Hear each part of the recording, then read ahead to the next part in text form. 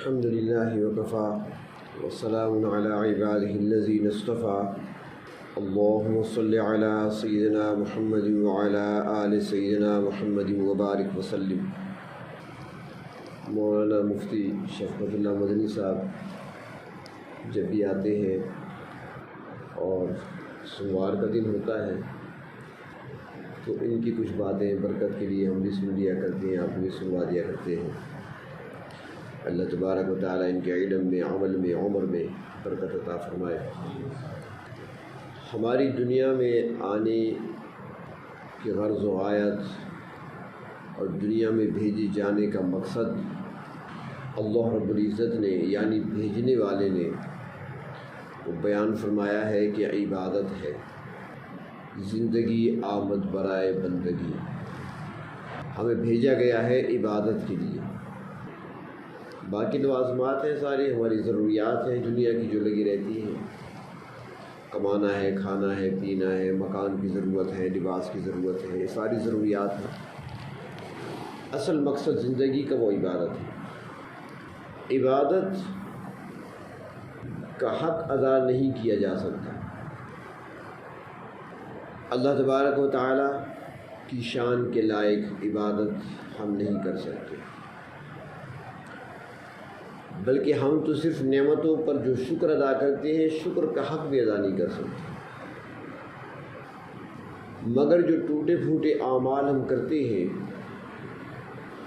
ہمیں ان کے بارے میں کیسے پتہ چلے کہ وہ اللہ کے ہاں قبولیت کا شرف بھی پاتے ہیں کہ نہیں، یعنی کون سے اعمال اور کس طرح کے اعمال اللہ رب العزت کو پسند ہیں اور اللہ کے ہاں قبول ہوتے ہیں۔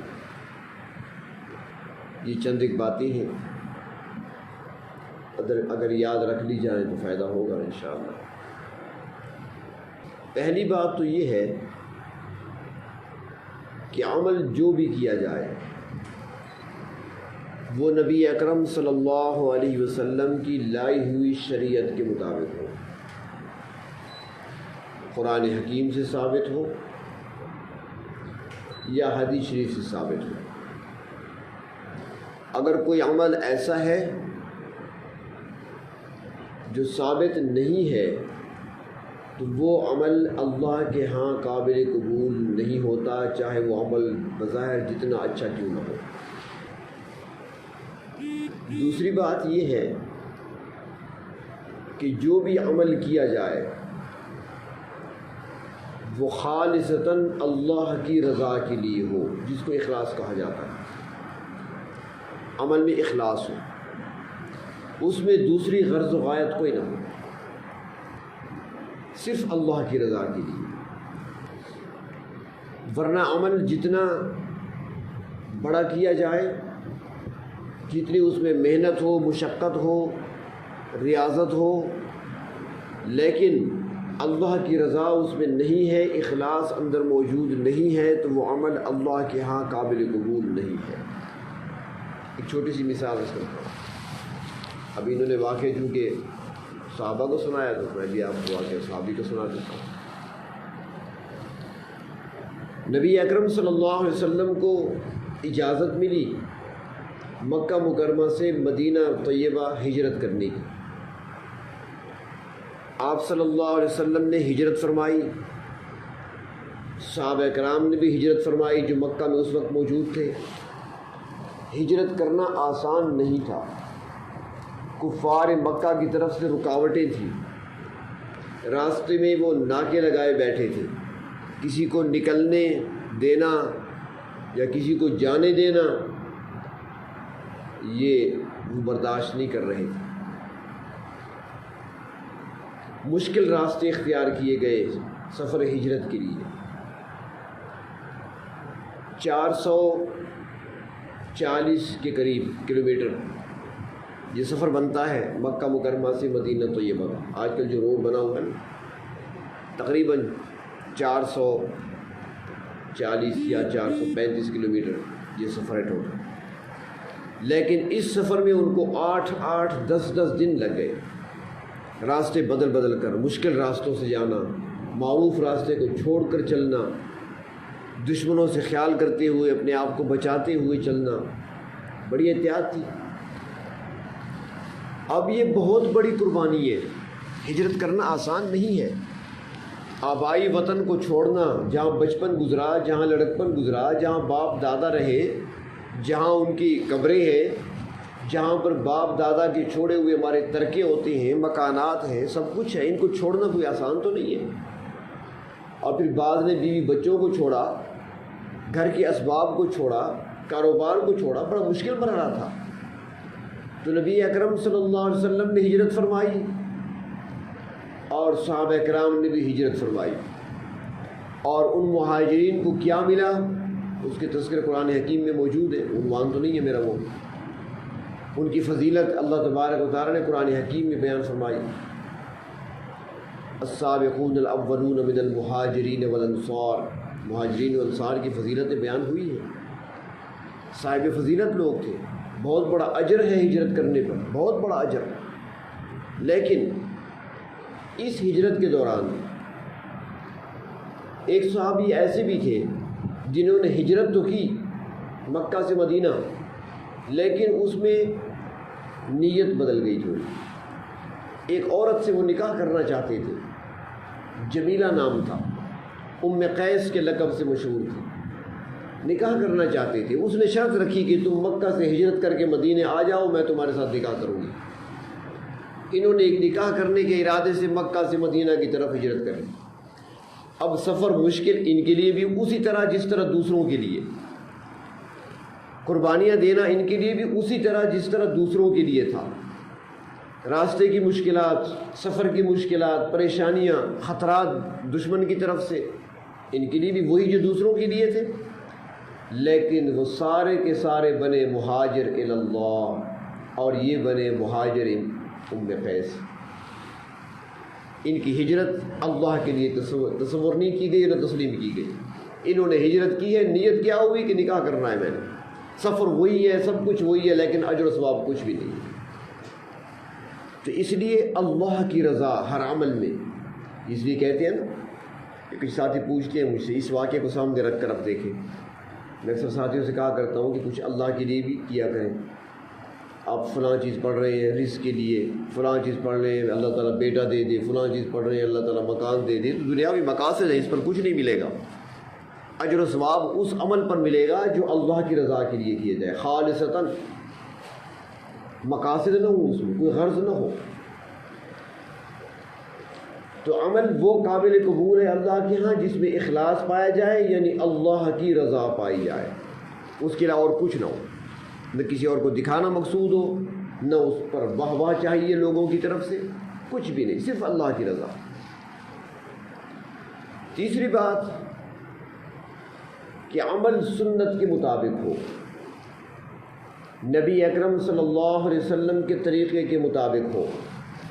اگر اس طریقے سے ہٹ کر ہے تو اس پر کوئی اجر و ثواب نہیں، چاہے عمل جتنا بڑا کیوں نہ ہو۔ اور اگر سنت کے مطابق ہے، بظاہر معمولی نظر آنے والا عمل بہت بڑا ہے۔ بزرگ فرماتے ہیں، ایک مثال عرض کرتا ہوں، اللہ والے فرماتے ہیں کہ دوپہر کے وقت تھوڑے سے وقت کے لیے قیلولہ کرنا، دوپہر کا کھانا کھایا، تھوڑی دیر کے لیے، چاہے 10 منٹ ہے، 15 منٹ ہے، آپ لیٹ گئے آنکھیں بند کر کے، چاہے نیند آئے چاہے نہ آئے، یہ قیلولہ، یہ نبی اکرم صلی اللہ علیہ وسلم کی سنت ہے۔ فرمایا کہ دوپہر کے وقت چند منٹ کا قیلولہ کرنا ہزاروں سال کی نفل عبادت سے بہتر ہے، اور بعض فرماتے ہیں کہ ہزاروں سال کی شب بیداری سے بہتر ہے، یہ سو جانا اس جاگنے سے بہتر ہے، اس لیے کہ اس میں اللہ کے محبوب کی سنت پائی گئی ہے، اللہ کے نبی کے ساتھ نسبت ہے۔ تو سنت کے اندر برکتیں ہیں، وہ عمل جو سنت کے مطابق ہو وہ قابل قبول ہے۔ چوتھی بات کہ عمل تو ہے قرآن و سنت کے مطابق، اللہ کا حکم بھی ہے، شریعت کا حکم بھی ہے، نبی اکرم صلی اللہ علیہ وسلم کی سنت بھی ہے، لیکن وہ موقع محل نہیں ہے تو تب بھی وہ قابل قبول نہیں ہوگا۔ موقع محل کا ہونا یہ بھی دیکھنا ہے۔ مثلا ایک آدمی عصر کی نماز پڑھ کے گیا کہ میں تھوڑا سا قیلولہ کر لوں، یہ قیلولہ شمار نہیں ہوگا، اس پر کوئی اجر نہیں ملے گا، وہ دوپہر کا قیلولہ ہے، نہ کہ عصر کے بعد کا۔ اس طرح ابھی مغرب کی نماز ہم نے پڑھی ہے، اب یہ ثابت ہے، قرآن و سنت سے ثابت ہے، اس میں فرض بھی ہیں سنت بھی ہیں، 3 رکعت فرض ہیں، 2 رکعت سنت ہے، 7 نوافل بھی ہے۔ اب فرض بھی ہے، اس میں سنت بھی ہے، اللہ کا حکم بھی ہے، 5 وقت کی نماز بھی ہے، فریضہ بھی ہے، لیکن حکم موجود ہے شریعت کا، قرآن و سنت کے مطابق ہے سب کچھ، لیکن موقع محل نہیں۔ کیا مطلب؟ سورج غروب ہونے سے 2 منٹ پہلے ہم نے پڑھ لی، تو یہ قابل قبول نہیں ہے۔ موقع محل بھی ہونا چاہیے، اسی موقع پر ہی یہ عمل کرنا ہے۔ 5ویں بات یہ دیکھنا کہ جو ہم عمل کر رہے ہیں اس میں ہمیں حضور قلب بھی نصیب ہو رہا ہے کہ نہیں۔ کہ اپنے اعمال کو دیکھنا ہے سب نے، کہ ہمارے اعمال اگر ہم دیکھیں اس میزان پر اس کو دیکھیں تو وہ کیا پورے اترتے ہیں کہ نہیں، تب ہمارے اعمال قابل قبول ہوئے، شریعت کا حکم ہو، سنت کے مطابق ہو، اللہ کی رضا اس میں پائی جاتی ہو، موقع محل بھی ہو، اور ساتھ ہی حضور قلب بھی ہو۔ مثلا نماز پڑھی ہم نے، تو اب نماز میں جب بندہ آئے اور کھڑا ہو تو اس وقت یہ تصور کرے کہ میں اپنے پروردگار کے سامنے کھڑا ہوں، میں اپنے رب کے سامنے، اپنے رب کے دربار میں کھڑا ہوں۔ کیا ہماری یہ کیفیت نماز میں ہوتی ہے؟ یہ تصور قائم کرنا اور اس تصور سے نماز پڑھنا، میں رب کے دربار میں حاضر ہوں۔ حدیث شریف میں آتا ہے کہ نماز کے دوران بندہ اپنے رب کے بہت قریب ہوتا ہے، اور خصوصاً جب وہ سجدے میں جاتا ہے تو فرمایا، مثال دی ہے کہ وہ رب کے اتنا قریب ہوتا ہے گویا کہ اس نے اپنا سر اللہ کے قدموں میں رکھ دیا۔ پروردگار عالم اعضاء سے، اجزاء جسم سے پاک ہے، ہم سوچ ہی نہیں سکتے اس کے بارے میں وہ ذات کیسی ہے، لیکن سمجھانے کے لیے بتایا ایسا ہے گویا قدموں میں سر رکھ دیا۔ تو کیا ہماری یہ کیفیت ہوتی ہے؟ ہم رب کے سامنے کھڑا ہوا اپنے آپ کو پاتے ہیں؟ ہم اپنے آپ کو یہ تصور میں لے آتے ہیں کہ رب کے سامنے کھڑے ہیں، میرا رب مجھے دیکھ رہا ہے؟ حدیث میں یہ آتا ہے نا کہ احسان ہے یہ، اور اسی کا نام احسان رکھا گیا کہ عبادت ایسے کرو جیسے تم رب کو دیکھ رہے ہو، اور اگر ایسا نہیں ہے تو پھر کم از کم اتنا تصور تو قائم کر لو کہ رب تمہیں دیکھ رہا ہے۔ تو اس طریقے سے نماز ہے، اس طرح تلاوت ہے۔ تلاوت کرنے کے لیے بیٹھے ہیں تو تلاوت کرنا کیا ہے؟ فرمایا پروردگار عالم سے بات کرنا ہے۔ تو کیا ہمارا اس وقت تصور ہوتا ہے؟ ہماری توجہ اس طرف ہوتی ہے، یا ہم بار بار ورق گنتے ہیں کب سپارہ پورا ہوگا، کب ختم ہوگا، کب مکمل ہوگا، بار بار صفحے گنتے ہیں، ایک صفحہ پڑھا پھر آگے گنے سپارہ کب پورا ہو رہا ہے؟ ہماری توجہ اس طرف ہے؟ کیا ہمیں وہ لطف آ رہا ہے جو تلاوت میں آنا چاہیے؟ وہ مزہ آ رہا ہے ہمیں جو قرآن پاک کی تلاوت میں ہونا چاہیے؟ جبکہ پروردگار عالم سنتے ہیں، جو بندہ تلاوت کرتا ہے پروردگار عالم سنتے ہیں، بلکہ فرماتے ہیں کہ کوئی گانوں کا شوقین، یہ گانے سننے کے شوقین ہوتے ہیں نا، فرمایا کوئی بھی گانوں کا شوقین کسی گانے والے کے گانے کو اتنے شوق سے نہیں سنتا جتنا پروردگار عالم اپنے بندے سے اپنا کلام سنتے ہیں، توجہ سے سنتے ہیں۔ تو کیا ہماری توجہ بھی اس طرف ہوتی ہے؟ ہم اس انداز سے کیا پڑھتے ہیں کہ رب تعالیٰ سے ہم کلام ہے، ہماری بات ہو رہی ہے، گفتگو ہو رہی ہے رب تعالیٰ سے، یا اس طریقے سے ابھی آپ بیٹھے ہیں، اللہ اور اس کے رسول کی باتیں سننا، مسجد میں بیٹھنا، یہ ساری چیزیں عبادت ہیں۔ تو اب یہاں پر آپ دیکھ سکتے ہیں اپنے آپ کو کہ آپ کی توجہ گفتگو کی طرف ہے یا آپ کی توجہ گھڑی کی طرف ہے، کب بات ختم ہوگی تاکہ چلیں گے، کب دعا ہوگی یہاں سے نکلیں گے۔ تو حضور قلب کا ہونا توجہ سے، اور باقی ساتھ یہ بھی عرض کروں کہ یہ اکثر ساتھیوں کے پاس وہ ہمارے پہنچتے ہیں درس قرآن وغیرہ، ان کو بھی توجہ سے سنا کریں، بیٹھ کر بادب طریقے سے، جس طریقے سے بندہ ایک مجلس میں شامل ہوتا ہے اس کے اثرات پھر اور ہوں گے جب آپ توجہ سے سنیں گے، عمل کی توفیق ملے گی، اور وہ لمحات جو آپ سن رہے ہیں وہ بھی آپ کی عبادت میں شمار ہوں گے، بشرطے کہ سیکھنے کی نیت سے ہوں، دین سیکھنے کی نیت سے۔ جو بندہ دین سیکھنے کے لیے نکلتا ہے، دین سیکھنے کے لیے چلتا ہے، دین سیکھنے کے لیے بیٹھتا ہے، تو فرمایا کہ وہ پھر ایسا ہے کہ دنیا کی ہر چیز، پرندے چرندے، یہاں تک کہ دریا اور سمندر کی مچھلیاں بھی اس کے لیے دعا کرتی ہیں۔ اس نیت سے ہی آپ سنا کریں، توجہ رکھا کریں۔ تو عبادت میں حضور قلب کا ہونا، دل و دماغ حاضر ہو، پوری توجہ دھیان، اور ساتھ چھٹی بات یہ کہ جو عمل آپ کر رہے ہیں وہ ہمیشہ کے لیے ہو۔ یہ نہیں رمضان میں تو سارے عمل ہو گئے، رمضان گیا تو اعمال کی چھٹی۔ رب تعالیٰ کا تعلق تو ہمارے ساتھ وہی ہے، اللہ تعالیٰ نے تو چھٹی نہیں دے دی ہمیں کہ کھانا بند، بس رمضان گزر گیا اب نہ کھانا ملے گا نہ پینا ملے گا، ہمیں تو روزی مل رہی ہے۔ جب روزی مل رہی ہے، رب ہمارا وہی ہے، تو عبادت بھی اسی طریقے سے کرنی ہے ہم نے جس رمضان میں کی ہے ہم نے۔ رمضان میں وہ رب ہمارے قریب تھے تو اب دور تو نہیں ہے، اب بھی ہمارے قریب ہے۔ نحن اقرب الیہ من حبل الورید، اب بھی ہمارے ساتھ ہے، اب بھی ہمارے ہر عمل کو دیکھا جا رہا ہے، ہمارے ہر کام کو دیکھا جا رہا ہے، ہماری ہر بات کو سنا جا رہا ہے۔ تو اعمال ہمیشہ کے لیے، تلاوت ہے روزانہ کی معمول بنا لیں، بس روزانہ ہی کرنی ہے، ترتیب سے چلنا ہے۔ اس طریقے سے نوافل ہیں باقاعدگی سے، یہ نہیں کہ رمضان میں تو چاشت بھی پڑھ لی، اشراق بھی پڑھ لی، اس کے بعد 11 مہینے چھٹی، نہیں۔ اگر باقاعدگی ہے، اس لیے فرماتے ہیں کہ ایک آدمی نے اگر ایک نماز پڑھی ہے اور دوسری نماز کا انتظار ہے، اور جب دوسری نماز کا وقت ہوا تو وہ نماز پڑھنے مسجد آ گیا، تو فرمایا اس کو توفیق مل گئی ہے دوسرے وقت کے عمل کی، تو سمجھ لینا چاہیے کہ پہلی نماز اس کی قبول ہو چکی ہے۔ ہمیشگی اختیار کرنا اعمال پر۔ اور ساتھ ایک بات اور وہ یہ کہ ذکر و اذکار میں، اللہ کی عبادت میں دل میں خشیت کا پایا جانا، دل میں خشیت کا پایا جانا، خوف خدا کا پایا جانا، دل کا اللہ کی طرف متوجہ ہو جانا، دھیان کا اللہ کی طرف ہو جانا، دل میں اللہ کا خوف آنا، تسبیحات کے دوران، ذکر کے دوران، عبادت کے دوران، یہ نشانی ہے، علامت قبولیت کی۔ اور اگر تسبیح بھی ہاتھ میں ہے، ذکر بھی جاری ہے، اور توجہ موبائل پر میسج پڑھنے کی طرف لگی ہوئی ہے، جواب دینے میں لگی ہوئی ہے، تو یہ تسبیحات نہیں ہے، یہ مذاق ہو رہا ہے۔ اور مذاق بھی کس سے کر رہے ہیں؟ اللہ سے کر رہے ہیں۔ یخادعون اللہ کو دھوکہ دے رہے ہیں، جو سامنے بیٹھے ہیں ان کو دھوکہ دے رہے ہیں، تو یہ دھوکہ در حقیقت اپنے آپ کے ساتھ ہے۔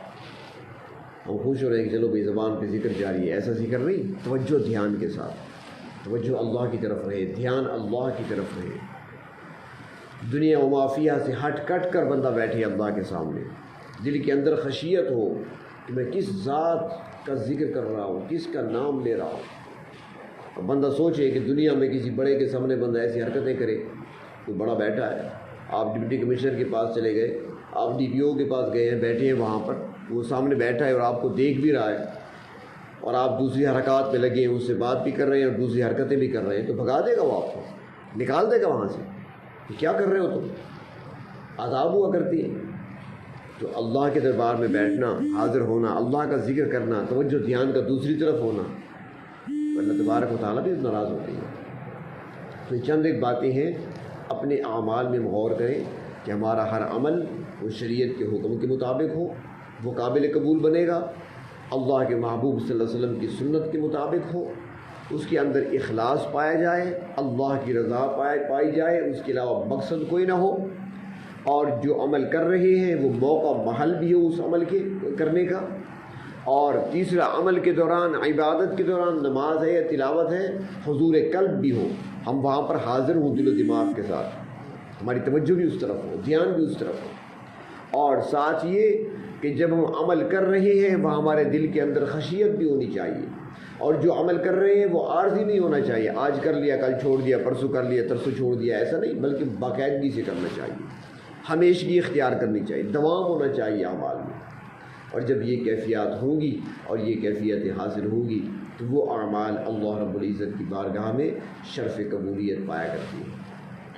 اور سنت کا خاص طور پہ خیال رکھنا، ہمارے اکابرین کا تو حال یہ تھا کہ ہمارے بزرگوں میں سے ایک گزرے ہیں، شاید کہ حضرت مجدد الفسانی رحمۃ اللہ علیہ کا واقعہ ہے شاید، کہ ایک مرتبہ انہوں نے لونگ منگوائے، دانت میں درد تکلیف ہو نا تو پھر لونگ رکھتے ہیں دانت میں، آج کل بھی رکھتے ہیں، تو لونگ منگوائے۔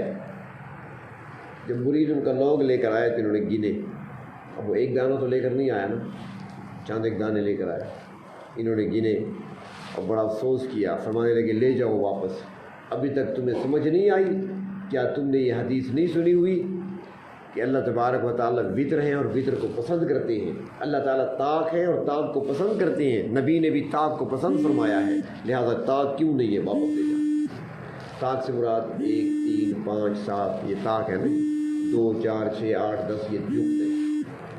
تو اللہ تبارک و تعالیٰ طاق ہے، ایک ہی ہے، اور وہ طاق عادات کو ہی پسند فرماتے ہیں۔ نبی اکرم صلی اللہ علیہ وسلم بھی طاق عادات کو پسند فرماتے تھے۔ تو اب وہ لے کر آنے والا صرف اتنے اس سے غلطی ہوئی کہ وہ طاق عدد میں لے کر نہیں آیا تو اس کو واپس لوٹا دیا۔ وہ اتنا خیال کیا کرتے تھے سنتوں کا۔ اللہ تبارک و تعالی ہمارے اعمال کو بھی شرف قبولیت عطا فرمائے، اور اللہ تبارک و تعالی اپنے محبوب صلی اللہ علیہ وسلم کی سنتوں پر پورا عمل کرنے کی توفیق عطا فرمائے۔ خدا بندہ تیرا بندہ تیرے دربار حاضر ہے، خدا بندہ تیرا بندہ تیرے دربار حاضر ہے، خدا بندہ تیرا بندہ تیرے دربار حاضر ہے، خدا بندہ تیرا بندہ تیرے دربار حاضر ہے، یہ عاجز اور شرمندہ ہے، کچھ کہنے سے قاصر ہے، یہ عاجز اور شرمندہ ہے، کچھ کہنے سے قاصر ہے، نہ نیکی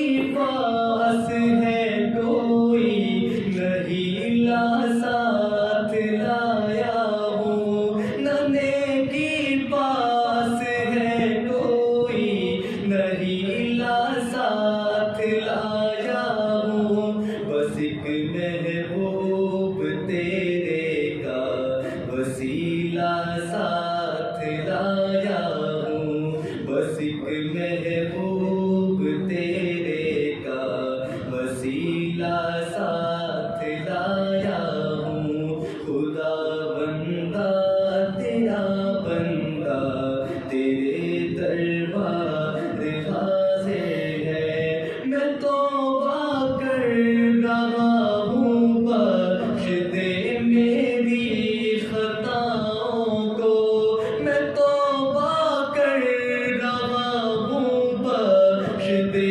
میری خطاؤں کو، رہے ایمان سلامت حکم دے اپنی عطاؤں کو، رہے ایمان سلامت حکم دے اپنی عطاؤں کو، خدا بندہ تیرا بندہ تیرے دربار حاضر ہے، میں اپنی غفلتوں کا برملا اعتراف کرتا ہوں، میں اپنی غفلتوں کا برملا اعتراف کرتا ہوں، تو فرما میں سعید بے نوا کو معاف کرتا ہوں، تو فرما میں سعید